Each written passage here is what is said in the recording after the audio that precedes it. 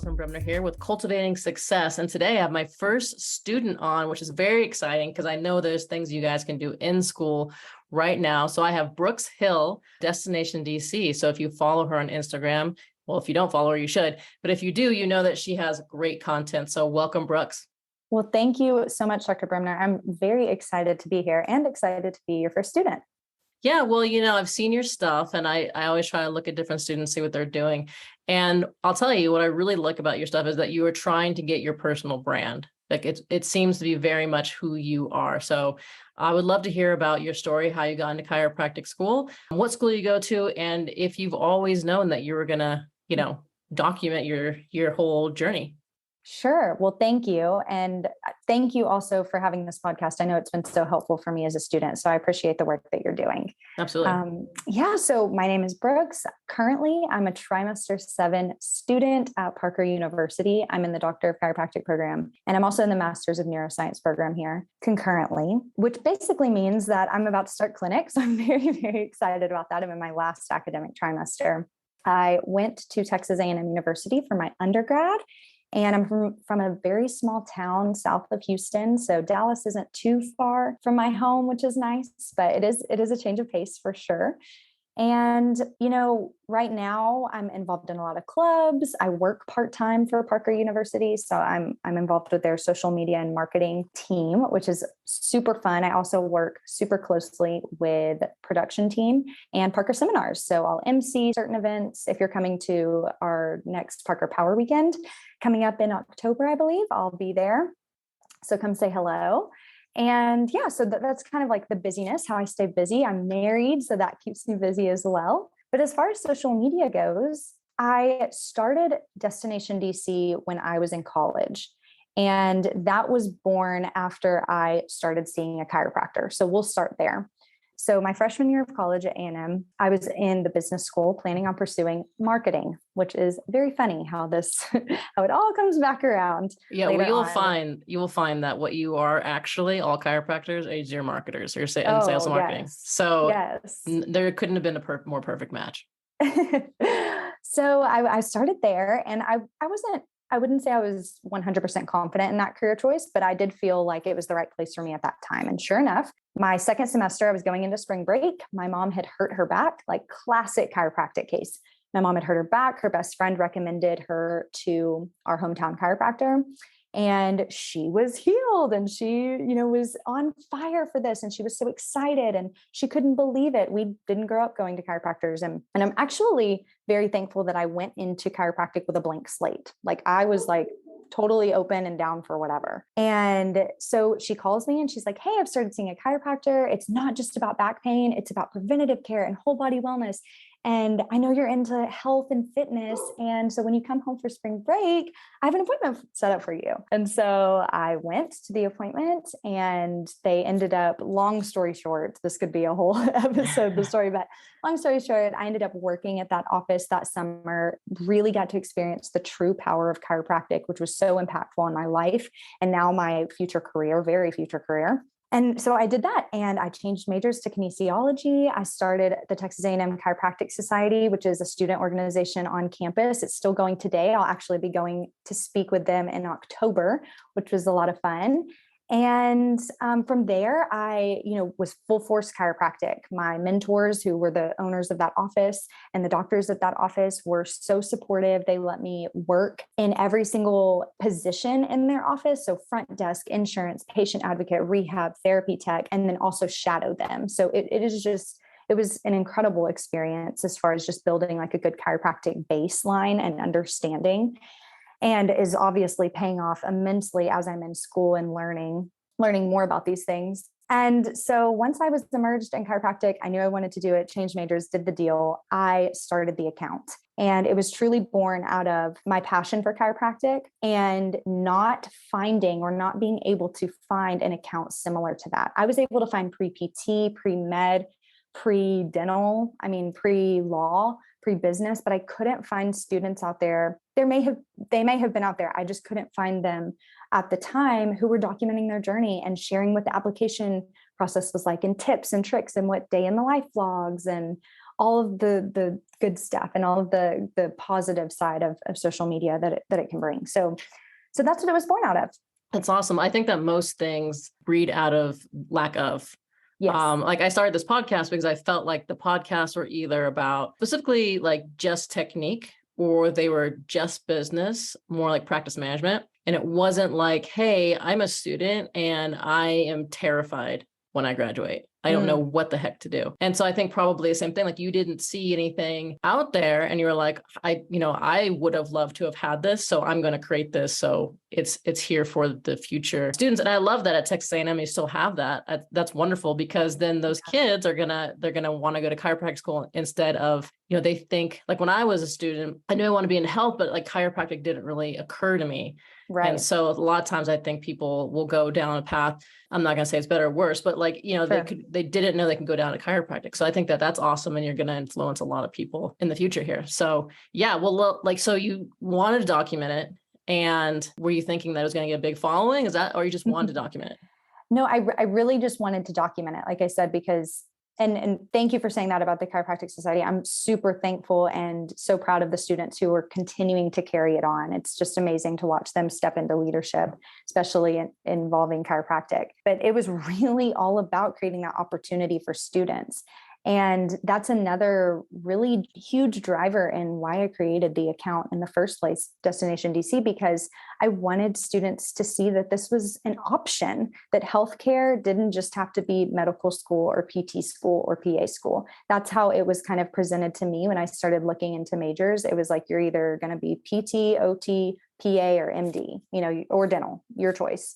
And chiropractic wasn't there. So yes, the account has just been full force, like trying to create content to just show that it was an option. And if you go back and scroll all the way down to my, very first posts, you'll see that my content has completely adapted and changed, which is a huge part of social media, a huge part of chiropractic, right? As chiropractors, we're helping the body facilitate and better adapt to all of the stressors in life. And so I love talking to other chiropractors or chiropractic students about adaptation, because they understand it. They get how important it is. It's just as important in your social media life. So yeah, my content started out just super educational about chiropractic school, about chiropractic in general. You'll even see, if you scroll down, mostly all of my posts, they were very wordy, like they had words and keywords on them. And now it's much more picture aesthetic based, but that's just how I've adapted as a creator, and how social media has adapted, and also how my following has kind of responded to certain things. So, and it will continue to do that. But no, the goal in the beginning wasn't necessarily to gain this huge following. That's great if it happens, because it just means to me that, the content that I'm putting out I'm able to make a larger impact with, but that's not necessarily the end goal. In fact, I am very thankful for the following that I have right now. Some would say it's large, some would say it's small, but I will say I experience a lot of just like love and support and encouragement. So I'm very thankful for those who follow along and interact with my content. Sure. And what I think you're going to see is, like, at least in the beginning, it's very wordy. And what I find is when new students come out of school, like when I get associates, they just want to show how smart they are. And we have to like bring it back and say, hey, the general public, their knowledge of health is here. And their knowledge is like nowhere, right? So they're super smart, and when they come out of school, and it just goes over the patient's head and their eyes glaze over. And so when we come in, we have to simple it up and like make it more about like how it pertains to them, their life. And I think that probably what happened with your social media is it's more aesthetically, people are like, oh, this is a really cool picture. And they're drawn to that. And you're just like slowly dripping information on them instead of like blasting them information. Right. And I think that in chiropractic in general, it's a big mistake. Sometimes I like look at different accounts or look at different advertising, and they're trying, like the new docs, they're trying so hard, but it's just missing the mark because they don't adapt. Like you're saying, they're just coming at it with a blunt object and not saying, oh, hey, this post was good, or this marketing was good, and I'm going to change it. So it is very chiropractic though. Chiropractors don't like marketing, but it really is business and adaptation, and chiropractic is very similar. Yes, it goes together. And instead of trying to like push away at it. So I love that early on you were seeing that, and hopefully students see that as well, that to be a student of it. You should be a student of how to communicate to the general public, how to market, what aesthetics work. for your whatever your personality is. Right. So, I think that Totally you agree. probably learned that as well. And you're going into student clinic right now? So I'm in try 7 Uh-huh. and I'll be in a clinic next try. So January 2023, you can come schedule an appointment with me in clinic. That is awesome. That's super exciting because like that's when it actually it's real. Before you're just kind of, I mean, I'm sure that you've gotten your hands on some people, but it's not the same thing as when you're actually scheduling and seeing people in the clinic. Sure. So congrats on that. Thank you. What do you think is like the hardest thing in school? I mean, you just named off 10 different things you're doing. How do you keep up with your content and your marketing? What's hard about it?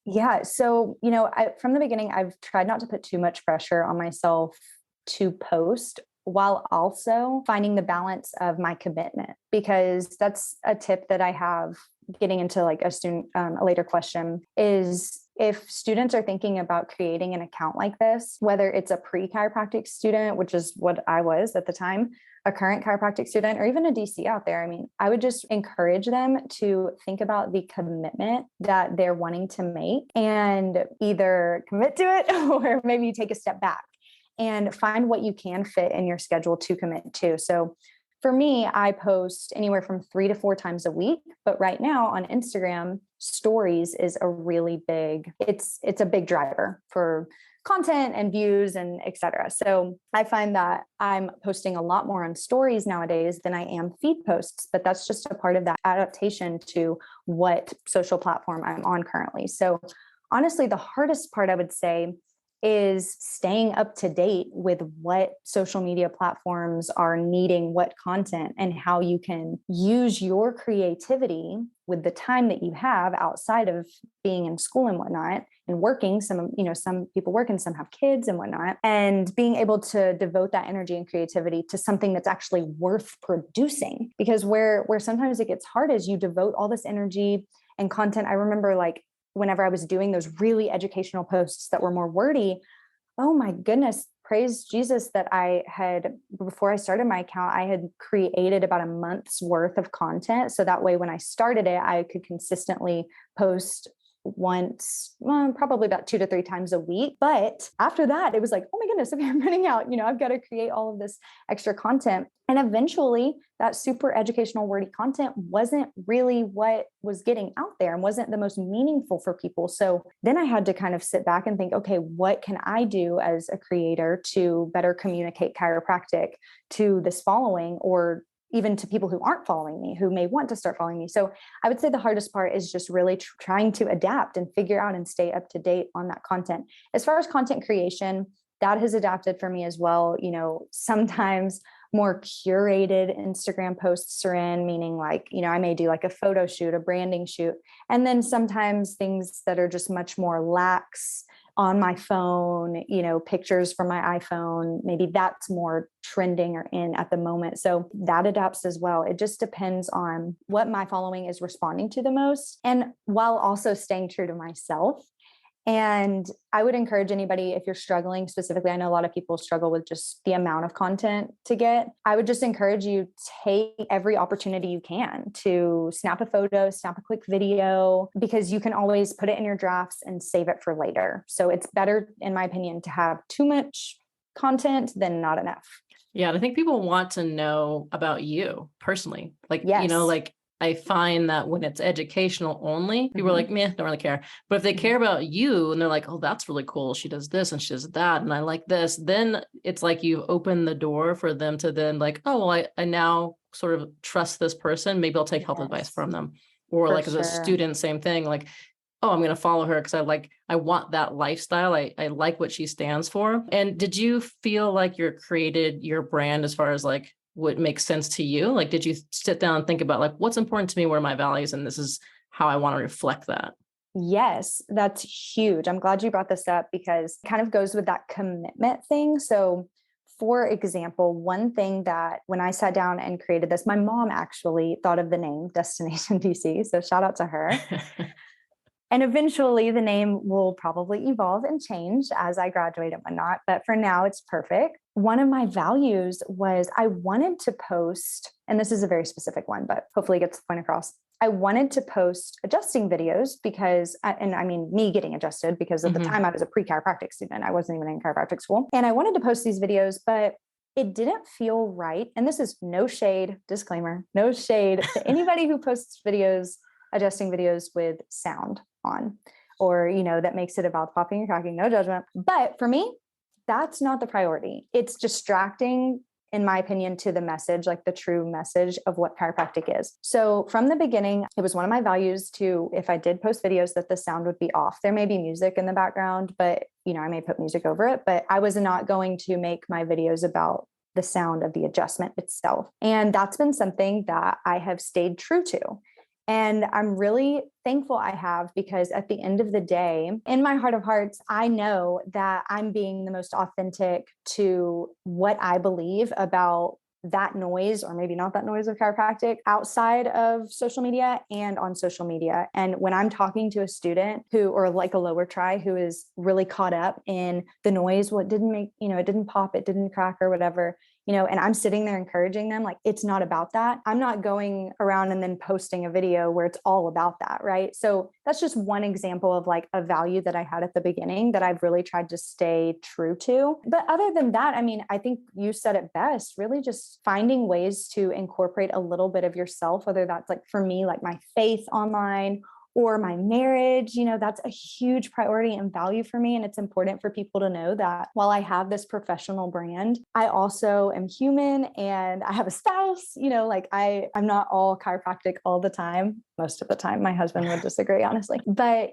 so sprinkling little bits of yourself, that was important to me. And then another more recent development of just over time, getting more comfortable with sharing more of me online is like my style and fashion. And that's always been a huge part of my life. But at the beginning of that account, it was only chiropractic focused. And now I've started to kind of find my balance of sharing wellness content and chiropractic specific and the little bits of me as well. People love that. They want to see authenticity, first of all. Yes. So, and like, I don't care. I don't care if people are mad at me. That whole, that like Y strap cracking and popping, that's nonsense. So like, stop doing that. So I appreciate that you are more about wellness and, nervous system. And that's what chiropractic is, the popping and cracking. I mean, I could just like crack my knuckles right now if I want to make a noise. Right. So I really appreciate that. Thank you for that. Sure. And the thing is, you are allowed to be human. The last podcast was about that, about how when you're in the office, you like think you can't show emotion. Nothing can be about you. You're literally not a human being, and it's all about the patients. The problem with that is eventually you'll have an explosion or implosion, whatever happens to you.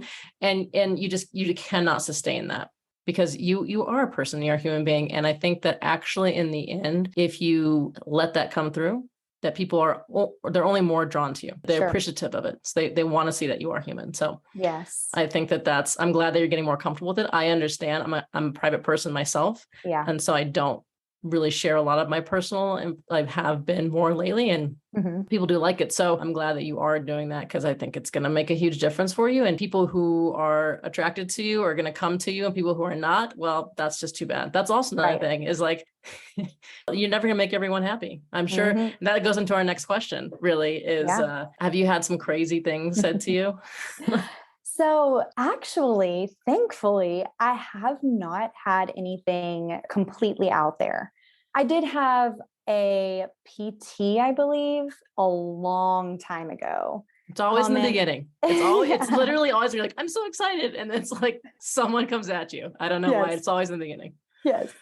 So they commented something about chiropractic I guess I should explain what I said. I posted a video without sound of me getting adjusted, and specifically a neck adjustment. And in the caption, and I would have to go back and read it honestly, but I alluded to something to the effect of why I was going. And that was because I had a head cold. And what do I do when I have a head cold, or, I'm not feeling right? Like, I'm going to go to my chiropractor. And they didn't like that, basically, and just commented something, negative. And I that one sticks out because it was my first, like, this is kind of interesting. And they were wanting me to find research and all of these things. And we ended up taking it to DMs, and it ended up being fine. It's not like they completely attacked me by any means, but he wanted to get his point across, and that's fine. But it didn't change any of my content from then on out. And that's a part of just you know your values and you've got to stay true to your guns. And honestly, I'm thankful that he challenged me on it, because it really made me think, okay, shoot, is what I'm saying like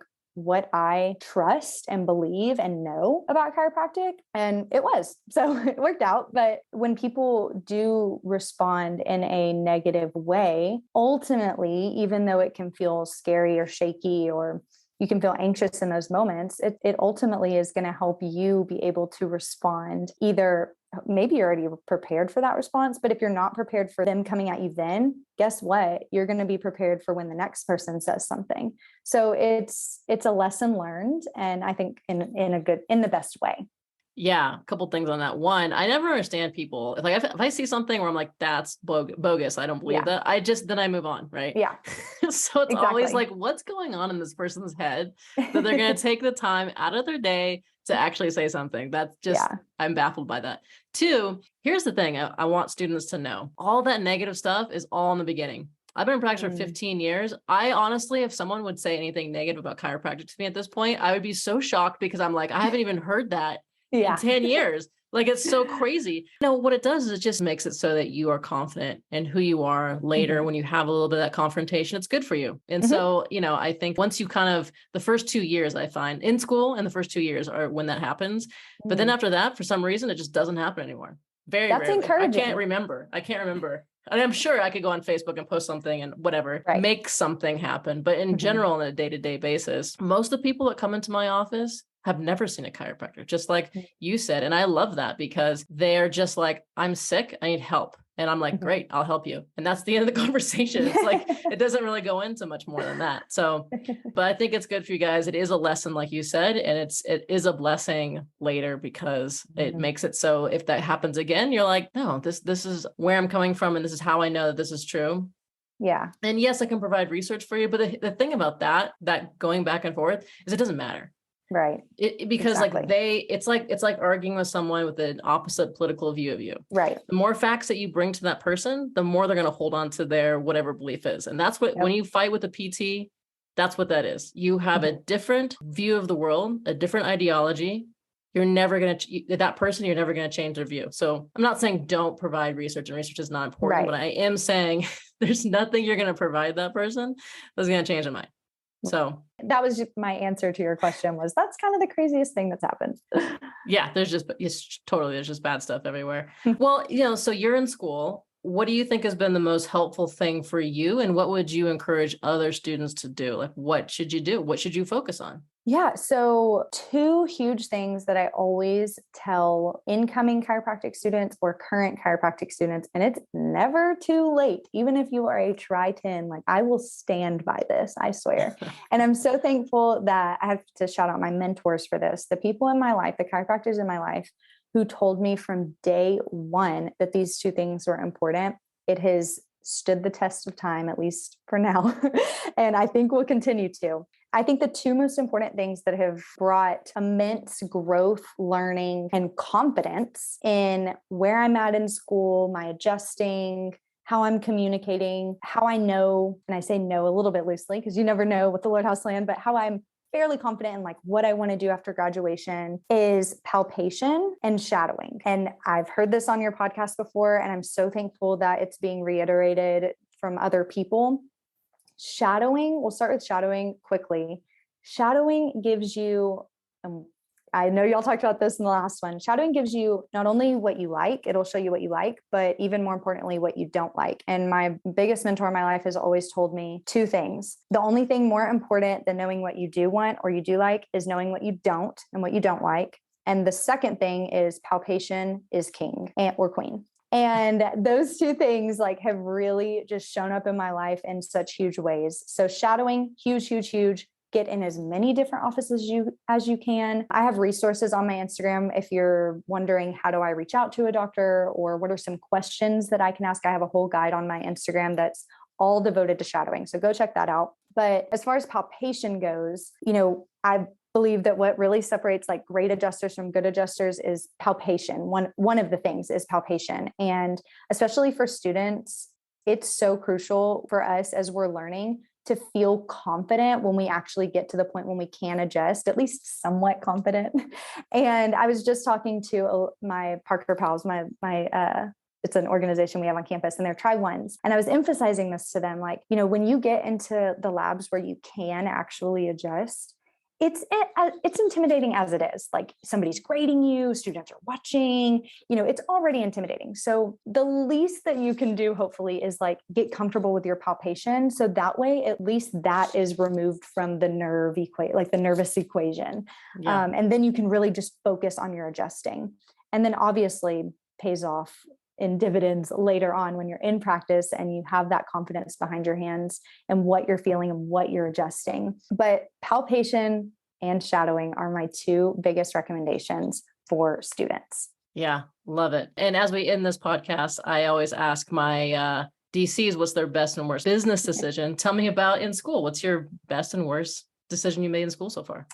So my worst decision was actually prior to me being in chiropractic school, but it still relates to students. And that is rushing into a job like at a chiropractic office. I thought, and at the same time, I'm thankful for the experience because I learned what I didn't like, right? So it's hard to say that it was my worst, but if I can save somebody from maybe having to go through this experience, I will say it, I will get it out there. So I think the way that I could have combated that was, instead of just quite literally, the person offering me the job and me just taking it and being a CA, I should have treated it more as, okay, they are interviewing me. I can also interview them. I can also ask them questions. And so I would recommend, if you're looking to work at a chiropractic office, and this isn't to say I had a horrible experience, but I did have an experience that I think I could have lived without. So I can save you from, going through it, then great. But when you're going into any interview, and I'm sure you can attest to this, Dr. Bremner, like especially associateship and things like that, like when you're walking into an interview, you can ask just as many questions as they do. And you should have some questions. That's the other thing that I look back on. I'm like, Brooks, you should have been asking questions. What were you thinking? Maybe shadow 2 or 3 times before anything happens. So that would be my worst. And my best, I would say, is more of a characteristic, and that's professionalism. I was in the business school my freshman year, and that helped me a lot. Just even simple things like formatting an email, or how to, when you're on the phone with somebody, how should you go about asking if you can come to their office, or just little things, a resume, having a resume ready and updated. That's huge too, having it updated. But I will also give a shout out to the business school for that, my freshman year, but also to my mom. She is in the corporate world and has just been a rock star throughout our entire life, mine and my siblings, about, have good eye contact, have a firm handshake. When you introduce yourself, say your first and your last name, enunciate when you speak, smile, just little things. So I would say professionalism has been a huge takeaway for me. I think it's something that a lot of us don't have the, necessarily experience, but the exposure to. And so this is my encouragement to anybody listening. If you haven't really had a lot of exposure in a corporate world or just business environment, maybe just look into some books or podcasts that go over that. And there's many resources out there. So yeah, absolutely. And then, like, I've interviewed docs before that wanted to be in my office, and I said, what would your ideal position be like? And they're like, seeing patients. I'm like, oh, okay. And like, no other questions. And I'm like, yeah, this is, yeah, you're not the right fit for this. And it's because, like, the communication is the hardest thing. Patients really, they connect to you first, and then they're going to connect to what you do in the office. So I love that. You can always work on it. And I think that shadowing does help that professionalism, because you get a lot of, talking to doctors, talking to patients, and all of that. So I love your advice. This has been a great podcast. So thank you, Brooks, for coming on. If you're listening, Cultivating Success, we have it the first Monday and third Monday of the month. Thanks, Brooks. And I'll see you guys later. Bye.